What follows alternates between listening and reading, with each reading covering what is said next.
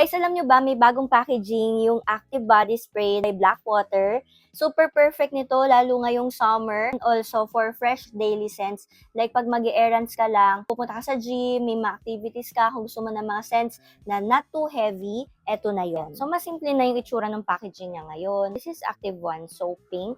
Spray natin siya. Ito, gentle lang yung scent niya, na may pagka-floral, na may pagka-powdery. Hindi siya masakit sa ilong, guys. Ito, parang feeling ko, mabebetan ko talaga to. Kahit hindi ako masyadong mahilig talaga sa floral, pero kasi super gentle lang nung scent niya. Pero wait lang, baka maging bias ko din to.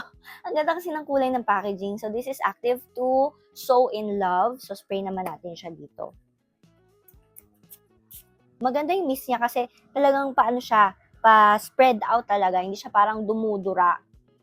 And, guys, naamoy ko pa lang, ang bango niya. So, ito naman ay combination ng vanilla, cranberry, and floral scent. Or milder din. Like, pwede siya for daytime and pwede rin naman siya for nighttime. So, parang nasa gitna. So, wait lang. Parang ito na yung bias ko. Wait lang, may dalawa pa pala. Number 3 is so nice. Ayun yung kulay niya. Sobrang lively. Dito ko siya i-spray. Pwede siyang unisex kasi pwede rin siyang pang lalaki. Floral scent na may apple na malinis na parang pang shower gel. Next is Active 4 or the So Kind. Yan na may tsura niya. So, spray naman natin siya dito sa kabila. Uy!